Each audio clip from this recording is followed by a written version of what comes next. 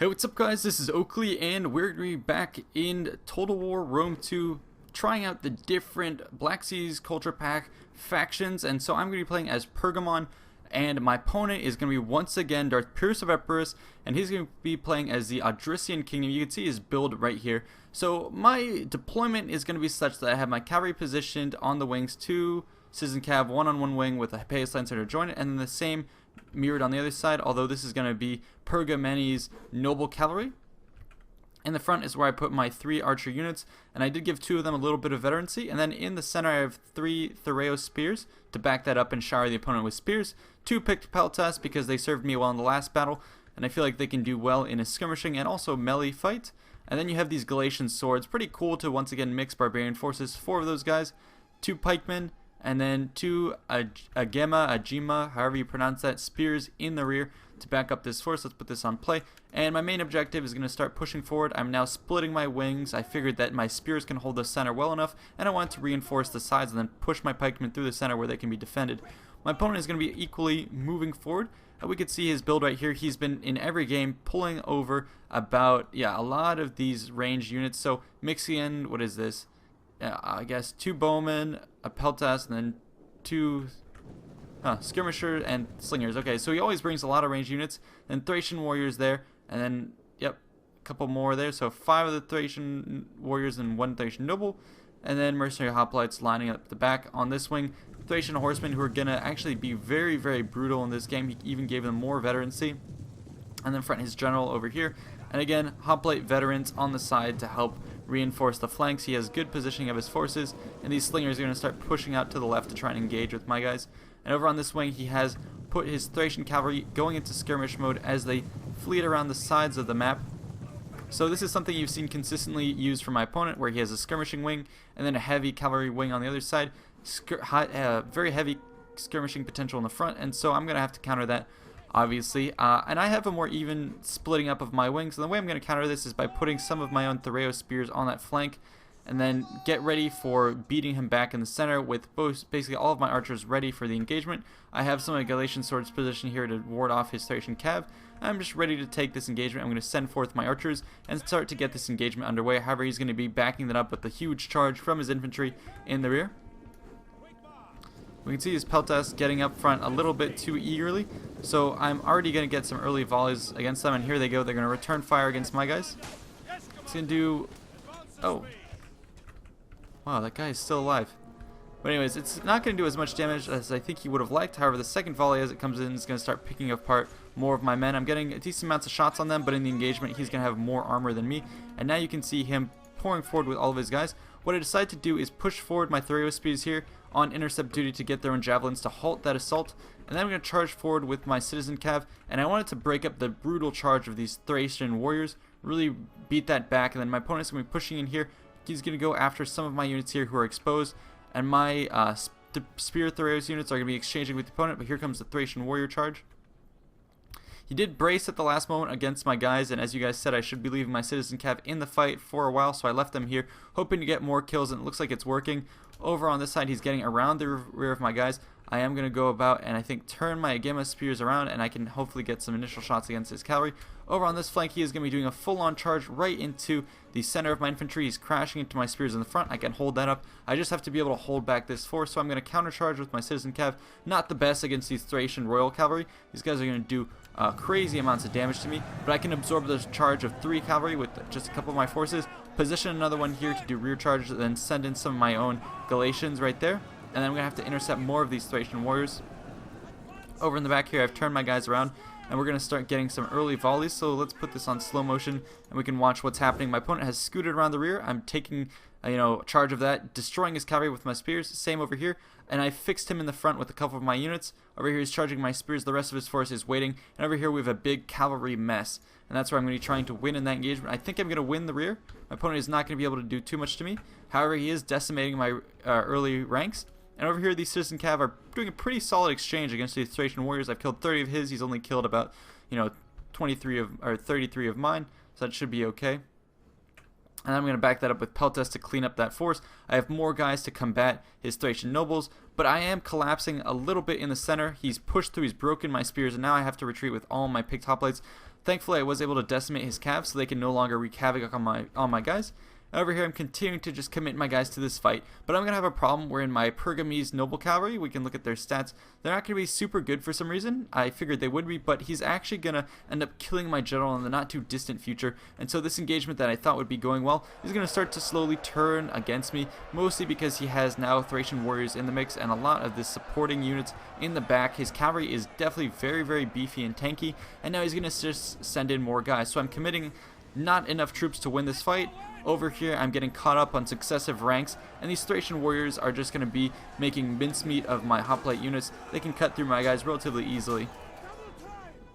So it's going to be up to me to now use my Peltas and other units to specifically target his guys and try and take them out as soon as possible. I get some early volleys against my opponent's infantry, but he has just so many reserves of these guys who can come in and just keep sending volleys and volleys and volleys against me. I'm going to break up this charge with some of my own guys, keep them from reinforcing, and now some of my guys are going to be peeling off. Cavalry have been pulled off to the side, drawing away his men, and now I have more of my returning archers. But it looks like the battle is going to come down to a general v general combat over on this side. It's going to be a little hard to pick off who is whom, but you can see the battle is definitely hotly contested. My opponent is going to peel off a couple more forces. You saw some cav run over from the main fight, and they're going to be trying to engage in this fight to balance, turn the tide against me. So my guys are down to 21 men. My opponent has 36, so he's going to be doing everything he can to knock out my general. And this is going to be a very problematic engagement for me because I myself am not necessarily going to win this. And if I lose this flank, I lose my general, not only, but also a huge clump of my infantry. And this is still very much up in the air. You know, he's crushing my Thracian spears. I think the Thracian warriors were just, built to do this kind of bloodbath, and I wasn't able to blunt their charge enough, and so they just are carving up my guys, and I'm finally starting to get some return fire with the archers.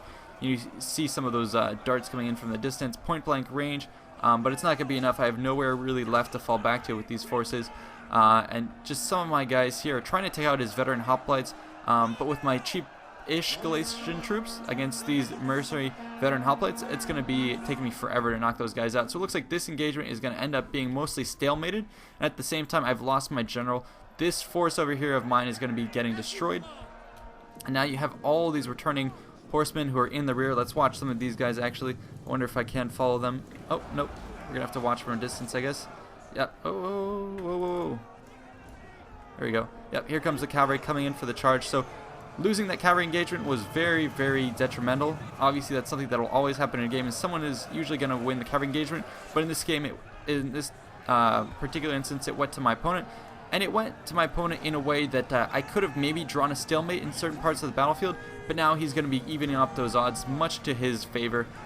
Charging over, bowling over all my guys. I do still have some pretty good Agema spears, and I'm going to use them to, shore up some of my Peltas, but he's charging right through, crushing all of my blobs and releasing a lot of his dudes. Coming in here, yep, breaking another unit of mine that has mercenary hoplites bottled up. I still have some more cavalry who are going to be trying to, chew up those infantry. I've committed more troops to this engagement, throwing in some pick Peltas, and we've seen these guys prove to be very, very good before. So hopefully we'll be able to clean up this mess on this flank. And now I'm going to be starting to shore up the rest of my forces here, moving back my archers and, two of the archer units over here to hopefully save my Agema spears, who can form up into this nice square formation and then get some excellent shots into the side of his guys. That's exactly what I have to do in order to get cost efficiency right now, is keep them from getting any kills and then use my remaining archers and javelins and anything I have to clean up these units and try and delay him from killing my guys, and also delay the inevitable cavalry assault. But they have been mostly wasted over here, losing men slowly but surely, and now I'm going to be able to clean up this force. But it looks like my numbers are slowly diminishing. I have a lot of these Pigpeltas and archers and skirmishing power left, but mostly it's going to be only defended by one Agema spear, and so he's going to be deciding to charge in with his cavalry. I'm going to pull back to the safety of my own spears here and hopefully be able to ward him off. However, as I said, it's going to be hard to cover 3 units with just one. Some of my archers are still going to get some shots off. I'm going to turn these guys about to try and ward off those cavalry. You can see I'm targeting them, chasing after them. I'm going to try and keep them from dealing death to my Peltas, who are still in this engagement. Look at this. They're They have 5 units fighting against them, and they're still holding in. I'm going to try and send some reinforcements, and I can't believe these guys have not routed yet. 208 kills to their name, 210 almost, and they're positioning themselves, sacrificing themselves to keep this blob fixed so I can come and get some initial volleys with all these units. Over here, I'm going to clean this up, so that means my opponent is going to have to move this blob together, and this blob, that's all he has left. I still have some cav cleaning up in the back, and here we go. I'm going to try and, harass these guys as much as possible, cover myself with the peltas. I'm going to pull back, allow my peltas to be engaged. Figure they can take these guys pretty well. We can start to see a little bit of the engagements here. They can hold their own relatively well.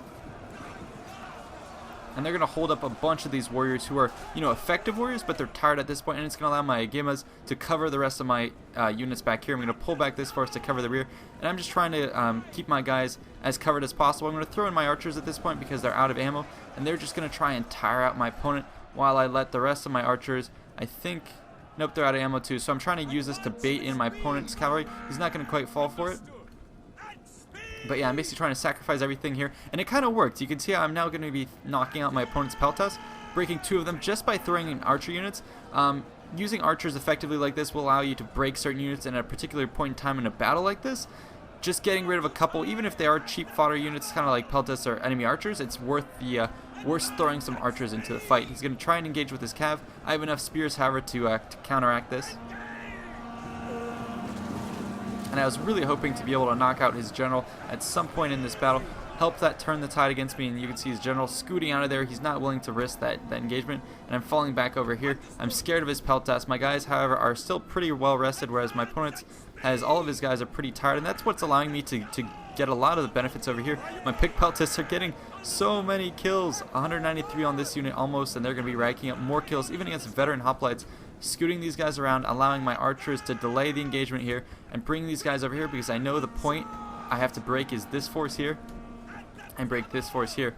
So here goes the archers for a rear charge into some veteran hoplites, and then some of my Agema spears saving themselves and also protecting the rear of my archers, allowing the archers to, of course they're not going to do too well, but if I can get them in the back of my opponent, it's going to work well. But that was just an assault that was never meant to last for too long, just to do initial damage. His horses were going to charge in anyways, but I was able to bait them in and get some nice counter charges against them, whittle down their numbers, and what I'm trying to do is do as much damage with my ancillary troops and save my Agema spears for the very end. And you can see them here still alive. I'm trying to break his general, but he's still, disengaged, and now it's down to the Agema spears, who are pretty hefty strength. They're almost like full strength against my opponent's very tired, very depleted guys, and his cavalry is still alive, so it's kind of up in the air, and I really have to try and micromanage 2 units and just see what they can do. So my main plan is to put them in square and just try and hold out, make this a grinding fight, and let the stamina difference hopefully determine the battle and turn it in my favor. And it's going to basically make any of these cavalry charges pretty much ineffective. And now I'm going to break my guys out of square, try and countercharge his lines, break this up, try and break individual units of my opponents and get those guys to shatter before I go ahead and reposition these guys closer to my own forces for mutual support. Then form up into square once I see he's going to threaten me with the cav. So it was a little bit of dancing micro, and you can see in the wake what's being left of all my guys and all the combat that's been going on here. So it's going to be a little bit of a pushing, grinding match, and the cavalry are so close just watching this battle. And what I'm going to try and do is wait for my opponent to get complacent. You can see I broke out of square. I'm going to charge into these guys, try and grab a couple of the enemy's generals. I got caught on a couple of units, so I didn't quite get into the mix. But you can see me chasing down a couple of the horsemen. I was hoping that this guy would be the general and I would be able to kill him, but I don't think this is going to be it. Nope. Had it been, it would have been a very good morale blow to my opponent that would have helped me hopefully win this battle. And he really can't get these rear charges. I'm negating the effect of his cavalry because of these squares, and it's slowing down his push. And it looks like my guys are doing pretty well, actually. I mean, combat is even. My general has died, but they're holding in together because these are veteran forces. And my opponent is combat even as well, but they're tired, casualties sustained. Were I to kill his general, I think that unit would break. And my opponent is cognizant of the fact of what I'm trying to do. And he's going to pull apart some of his guys, keep them rested, and then redeploy them in certain areas where they may be more effective. So it's a very smart move to my opponent. But I guess at this point the strategy is over and we can just watch a little bit of the combat animations.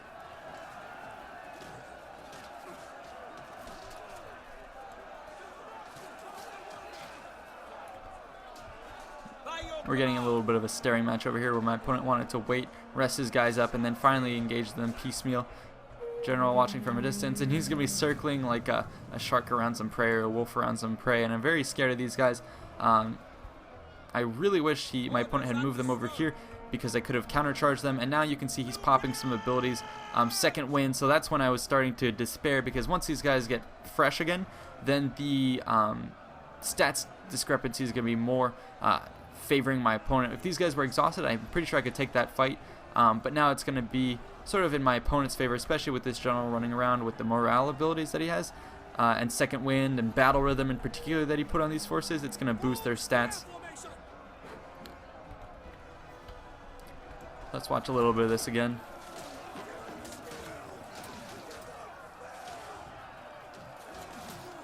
It's not super exciting, I have to say.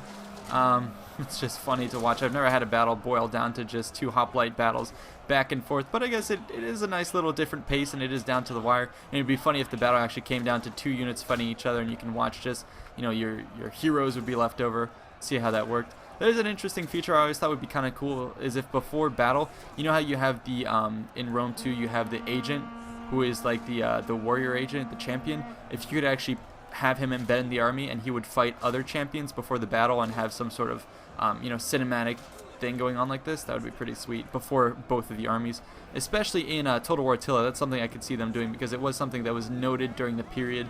Even the Romans often did it at times, and especially the Germanic tribes would often have blood feuds settled in front of the battlefield. But yeah, I can see my guys starting to break. My opponent is starting to sense this. You can see his general getting restless around my force. I'm going to decide to countercharge. I tried to save my guys, but it was too little too late. My own spears are really down and tired. And my opponent, is able to pop some more abilities, get these guys back up to being fresh. And even though they were kind of close to routing, that was it. There was no coming back from this. So I hope you guys enjoyed it, despite that little stalemate at the end. It was definitely a fun battle. And here you can see a little bit of the stats. My own forces did decently. I think my citizen cav did alright. It was just my Pergamese cav, it turned out, were just totally unclassed compared to the Thracian royal cav. My opponent just had way more kills. Even his Thracian horsemen getting a lot of kills. So very effective use of his guys. His Thracian warriors, I think, were super effective. His hoplite wall here was very effective. His peltas were effective. Whereas myself, on the other hand, I probably could have afforded to bring a couple more of these pick peltas. They got a lot of kills. Archers doing pretty well. I think the units who didn't quite pay for themselves were probably these Thoreau spears who had fodder in the front, but they took the brunt of this Thracian peltas move. I probably could have benefited from a couple more of these hoplites and peltas, and something had to have been done to improve my cavalry. But anyways, I'll know for next time. So hope you enjoyed. See you guys around.